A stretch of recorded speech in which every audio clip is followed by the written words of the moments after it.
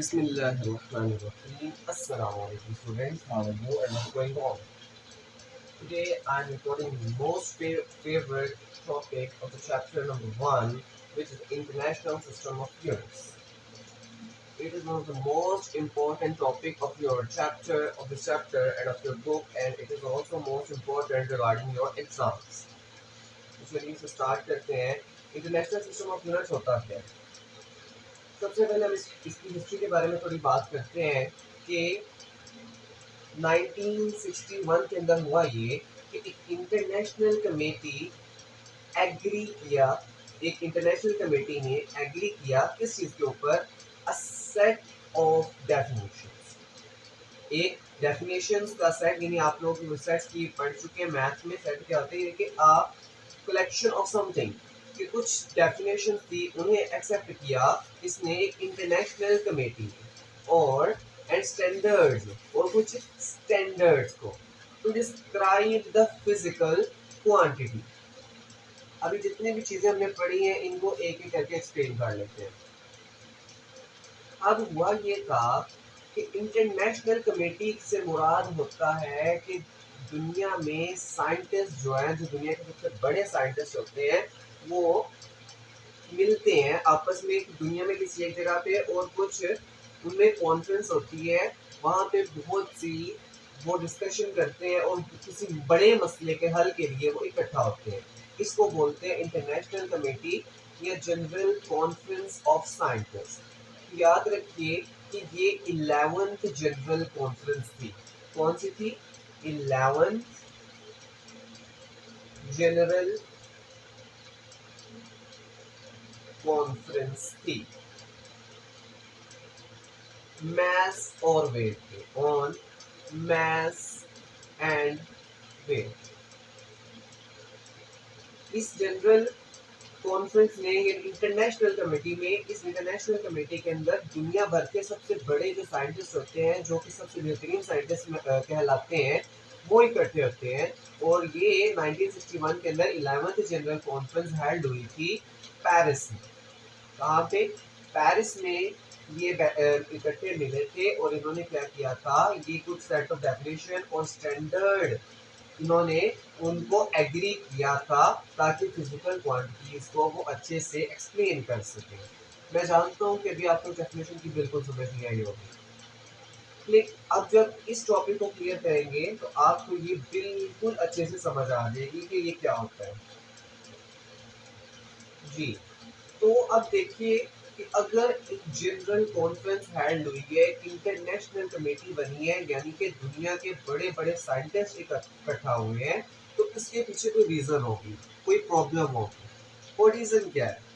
वो रीजन अब ये प्रॉब्लम की हेडिंग के अंडर हम डिस्कस करने लगे कि वो क्या प्रॉब्लम थी, क्या वजह थी जिसकी वजह से दुनिया के बड़े बड़े साइंटिस्ट इकट्ठा हुए और 11th जनरल कॉन्फ्रेंस करना पड़ी. वो प्रॉब्लम ये थी, आप भी जानते हैं. जैसे मैं एक मिसाल के तौर पर आपको समझाता हूँ. हिस्ट्री में होता ये था कि किसी इलाके में, फर्ज करें आपका एक इलाका है, वहाँ पे अगर कोई चीज़ आप खरीदने जाते हैं तो जो दुकानदार है उसने अपने पास ये एक बर्तन रखा हुआ है. इस बर्तन को हम नाम दे देते हैं ए. ओके, इसको हम नाम दे देते हैं ए का. अच्छा, आपने अब जैसे आप दूध लेने जाते हैं तो उसके पास एक बर्तन होता है, लेकिन आपको उसका नाम पता है कि उसको 1 किलो कहते हैं. इसी तरह इस तरह के बर्तन हर दुकान पे मौजूद होते थे.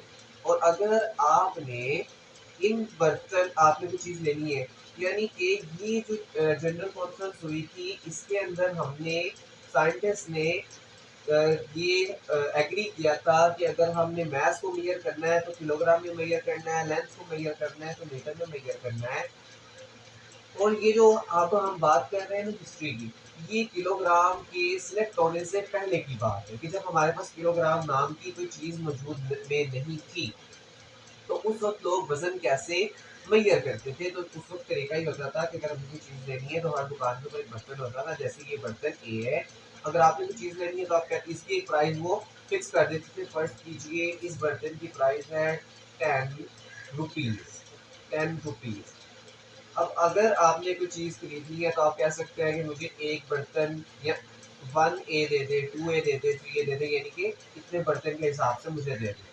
आपने तो ये बाय कर लिया, लेकिन अब आप फ़र्ज़ करें कि आप इस इलाके से दूसरे इलाके में शिफ्ट हो जाते हैं। अब अगर आपने वहाँ पे शुगर बाय करनी है, sugar, you have to buy sugar. How can you buy? How can you buy sugar? अभी आप तो कह लेते हैं ना कि मुझे 5 किलोग्राम शुगर चाहिए, उस वक्त आप क्या कहेंगे? क्योंकि आपको तो पता ही नहीं है कि वहाँ पे जो स्टैंडर्ड है वो कौन सा है। आपके इलाके में ये जो ए था, ये था स्टैंडर्ड, ये स्टैंडर्ड था, लेकिन आपको इस इलाके का स्टैंडर्ड नहीं पता। तो आप क्या कहेंगे? मुझे 5 शुगर दे दें। वो आपसे कहेगा 5 क्या? 5 दाने, 5 चम्मच, 5 बोरियाँ, क्या चाहिए आपको? कितना चाहिए? तो यानी कि आपके लिए बहुत बड़ा मसला है किसी एक इलाके से दूसरे इलाके में जाके किसी चीज़ को खरीदना। चलें, आपका इलाका है, आपने एक इलाके से दूसरे इलाके में शिफ्ट किया है, तो आप उनकी ज़ुबान जानते हैं, तो आप बहुत अच्छे तरीके से आप उसे तो नहीं अगर बता सकते तो आप उससे पूछ के तो किसी न किसी तरीके से आप खरीद लेंगे। लेकिन आप अगर आप किसी तरह किसी बाहर कंट्री में चले जाते हैं जहाँ ना ही आपकी किसी कोई ज़ुबान जानता है और ना ही आपकी कोई स्टैंडर्ड जानता है, वहाँ पे उनकी नई ज़ुबान, नए स्टैंडर्ड्स हैं। अगर आपने वहाँ पे कोई चीज़ बाय करनी होगी तो फिर तो ये बहुत ही बड़ा मसला होगा। यही मसला जो मैंने आपको ये मैथ्स और शुगर के एग्ज़ाम्पल में बताया है, ये तो मसला है मैथ्स में। यही मसला हमारे पास लेंथ में भी था कि लेंथ हम कैसे मेजर करें। लेंथ मेजर करने के पिछले लेक्चर में भी बात हो चुकी है। बहुत से यूनिट होते हैं हमारे पास, फीट होता है, हमारे पास हैंड्स एक यूनिट होता है, हमारे पास यार्ड एक यूनिट होता है, हमारे पास माइल्स होते हैं, हमारे पास किलोमीटर होते हैं। जी, इतने सारे यूनिट तो हमारे इलाके में ऐसे हैं जो जिनको हम जानते हैं, और ऐसे भी यूनिट्स उस वक्त पाए जाते थे जिनको आप अभी तक नहीं जानते। तो लेंथ मेजर करने में भी बहुत मसला होता था, यानी कि अगर आपने कोई क्लॉथ खरीदना है, कपड़े खरीदने हैं, तो अपने इलाके में तो आप खरीद सकते हैं। आपको पता है हमारे इलाके में जो कपड़े होते हैं वो होते हैं जी यार्ड में दिखते हैं। लेकिन क्या पता किसी एरिया में फीट्स में हो, किसी एरिया में हैंड्स के हिसाब से हो, किसी एरिया में मीटर के हिसाब से हो। तो आपके लिए ये बहुत बड़ी मुश्किल बन जाती है कि आप कोई चीज़ कहीं से अगर आपने बाय करनी है तो वो जी, तो हमने अगर कोई चीज़ को बाय करना होता है किसी दूसरे इलाके में, इससे में तो हमें बहुत से मसले पेश आते थे। इस वजह से हमारे इसी वजह से, ताकि ये मसले को ख़त्म कर दिया जाए, साइंटिस्ट ने जनरल कॉन्फ्रेंस की पेरिस में 1961 में, और ये इस मसले को ख़त्म करने के लिए थी कि इस मसले का कोई हल निकाला जाए। तो इस मसले के हल के लिए दुनिया के सब बड़े से बड़े जो सबसे बड़े साइंटिस्ट होते हैं पूरी दुनिया से, उन्हें बुलाया गया और उन्हें इकट्ठा किया गया और इस मसले के बारे में बताया गया।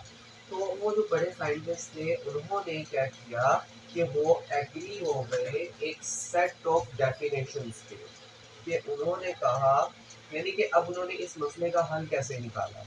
उन्होंने एक सेट ऑफ डेफिनेशंस बनाई और कुछ स्टैंडर्ड सिलेक्ट की, कुछ स्टैंडर्ड सिलेक्ट किए और सेट ऑफ डेफिनेशंस बनाई। फॉर एग्जांपल, अगर हमने मैथ्स को मेजर करना है, हमारे पास है मैथ्स, तो एक साइंटिस्ट ने कहा कि वो एक पत्थर लेके आया जिसका मैस था 1 किलोग्राम। तो उसने कहा जी, ये जो पत्थर है ना, ये वाला पत्थर, इसका इसका जो मैस है, हम इसको स्टैंडर्ड लिया करेंगे अल्लाह के पास। इस पत्थर को हम स्टैंडर्ड लिया करेंगे, इसका जो मैस होगा उसको हम कहेंगे 1 किलोग्राम, और अगर इसके 1000 हिस्से कर दिया जाए इस मैस के, तो वो बन जाएगा 1 ग्राम, वो बन जाएगा 1 ग्राम। और इस तरह मैथ को हमेशा इस ग्राम और किलोग्राम में ही मेजर किया करेंगे। अब ये वैल्यू, इस वैल्यू को चेंज करके और इस वैल्यू को चेंज करके हम इसको बड़ा या छोटा मैथ होगा तो हम इसको कर सकते हैं। इसे नेक्स्ट टॉपिक में हमें फिक्सेस पढ़ना है, उसके अंदर आपको पता चलेगा कि ये किलो, गीगा, मेगा, ये सारे कैसे आते हैं और इनके रूल्स क्या होते हैं। अगर हमें लेंथ मेजर करनी है तो हम, एक साइंटिस्ट ने कहा कि वो एक स्टिक लेके आया जिसको उसने कहा कि ये 1 मीटर की स्टिक है। वो इस तरह की कुछ स्टिक लेके आया, उसने कहा ये 1 मीटर की स्टिक है। आइंदा के बाद हम लेंथ को हमेशा इस मीटर के हिसाब से इस मीटर के हिसाब से मेजर करेंगे। और अगर इस मीटर को 1000 मीटर इस तरह की लेंथ को जोड़ दिया जाए तो उसको हम कहते हैं 1 किलोमीटर। ये किलोमीटर के बारे में भी डिस्कस कल के लेक्चर में अच्छे से डिस्कस होगा। अच्छा जी, अब हमारे पास दो चीजें थी, set of definition and standard. हमारे पास जो ये किलोग्राम या ग्राम है, ये मीटर है, इसकी डेफिनेशन बताई गई कि ये मीटर किस तरह का होगा, कितनी लेंथ होगी और इसके बारे में सारा कुछ। और ये जो हमारे पास स्टैंडर्ड है, जिस तरह आज हमारे पास मैथ्स मेजर करने के लिए एक पत्थर पाया जाता है, वो उस तरह का एक पत्थर दे दिया कि ये स्टैंडर्ड है, इसके मुताबिक आप लोग मैथ्स करें। इस पत्थर को नाम दिया जाता है कि ये एक स्टैंडर्ड है, कि ये एक स्टैंडर्ड है। इस तरह ये आपके पास ये एक स्टिक है, इसकी एक मीटर रूल बना दी गई और उस मीटर रूल को कहा गया कि ये एक स्टैंडर्ड है। Metre rule is a standard, कि आप इस मीटर रूल की हेल्प से क्या करें, लेंथ को मेजर करें।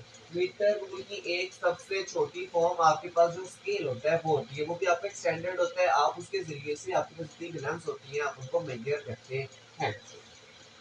तो उम्मीद है आपको इस सिस्टम इंटरनेशनल ऑफ यूनिट्स की बेसिक्स की समझ आ गई होगी। अब हमारे पास जो इंटरनेशनल सिस्टम ऑफ यूनिट्स है, जिसको आप एसआई यूनिट का नाम भी दें, इसका मोस्ट इम्पोर्टेंट नेम जो ज़्यादा इस्तेमाल होता है वो है एसआई यूनिट्स। ये मैंने ऊपर नहीं लिखा, आप लोग इसको नोट कर लीजिए, ये मोस्ट इम्पोर्टेंट नाम इसका यूज होता है। System international mean SI units, इसलिए इसका नाम है एसआई यूनिट्स। तो साइंटिस्ट ने क्या किया, हर फिजिकल क्वांटिटी के लिए उसने अलग एक स्टैंडर्ड बना के दिया, जिसकी वजह से हम चीज़ों को मेजर कर सकें।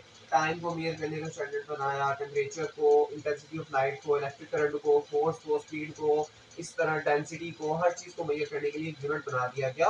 ये क्या काम हुआ था इंटरनेशनल सिस्टम ऑफ यूनिट्स में, जो दुनिया भर के साइंटिस्ट इकट्ठा हुए थे पेरिस में, इन्होंने किया था 1961 में। ये कुछ ज़रूरी चीज़ें, इनके ऊपर गौर कीजिए। अब नेक्स्ट हमारा जो इसी का सब टॉपिक है वो है बेस एंड डराइव यूनिट।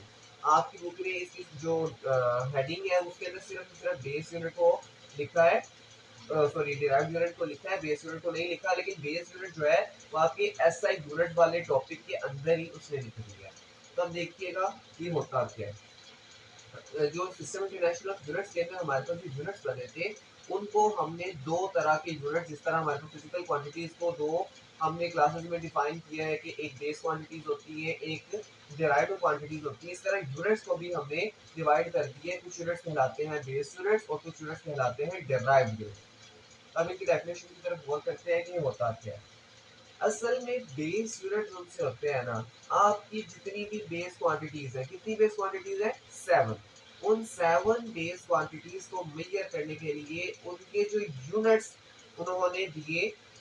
हमारे पास जो यूनिट होता है ना, कि जैसे कि हमने यहाँ लास्ट बात की है कि जैसे ये ग्राम है, जैसे ये किलोग्राम है या ये मीटर है, ये यूनिट कहलाता है। कि हमने मास को मेजर करना है किलोग्राम में, लेंथ को मेजर करना है मीटर में, टाइम को मेजर करना है सेकंड में। इसी तरह हमारे पास इसको यूनिट बोलते हैं। तो यूनिट कितनी तरह के होते हैं, बेस यूनिट और डिराइव्ड यूनिट। और बेस यूनिट कौन से यूनिट होते हैं, base unit which are used to describe base quantities. Base unit कौन क्या होते हैं, ऐसे यूनिट्स जो कि सिर्फ और सिर्फ बेस क्वांटिटीज को डिस्क्राइब करें, उन्हें बोलते हैं बेस यूनिट्स। यानी बेस क्वांटिटीज हमारे पास 7 होती है, टोटल 7 होती है। तो इन 7 के जो यूनिट बनेंगे उनको हम कहेंगे बेस यूनिट्स। इसकी एक ये डेफिनेशन जो बेहतरीन है, आप ये लिख सकते हैं। आपकी किताब में कुछ ऐसी डेफिनेशन नहीं है, इससे बेहतर है कि आप ये लिख लें। यहाँ ये एक आसान डेफिनेशन है, जिसे कोई याद ना हो वो ये कर सकता है कि units of the base quantities are called base units. अच्छा एग्जांपल में चलते हैं कि हमारे पास जितनी भी 7 बेस क्वांटिटीज होती हैं, इनके यूनिट क्या होता है। लेंथ को हमेशा हम, लेंथ का जो यूनिट होगा वो होगा जी मीटर। लेंथ का यूनिट क्या होगा, लेंथ को हम मेजर करते हैं मीटर में। यानी कि दुनिया में कहीं भी अगर लेंथ मेजर की जाएगी, आप ये आपको पूरी इजाजत है कि आप किसी भी चीज़ में लेंथ को मेजर कर सकते हैं, किसी भी यूनिट में। लेकिन जो इंटरनेशनल, जो वर्ल्ड वाइड एक्सेप्टेड तरीका है वो है कि आप मीटर में इसको लें। दुनिया में समझा जाए, पूरी दुनिया में इसको समझा जाएगा कि लेंथ अगर आप मीटर बात कर रहे हैं तो कितनी लेंथ होती है। इसी तरह अगर मैथ को आपने मेजर करना है तो इसका यूनिट जो एसआई यूनिट होता है उसको बोलते हैं किलोग्राम। ये होता है किलोग्राम। टाइम को मेजर करने का जो यूनिट होता है वो होता है जी सेकंड। टाइम हमेशा सेकंड में मेजर किया जाता है। उसके बाद टेम्परेचर, डिग्री सेल्सियस या डिग्री फ़ारेनहाइट। गलत जवाब, इसका असल जवाब है केल्विन। वो जो डिग्री सेल्सियस और डिग्री फ़ारेनहाइट है वो दोनों ही इसके यूनिट हैं जो आजकल तो ज़्यादा इस्तेमाल होते हैं, लेकिन जब आप साइंस को पढ़ते हैं तो वो यूनिट फेल हो जाते हैं। साइंस के अंदर हमेशा केल्विन ही यूज होगा।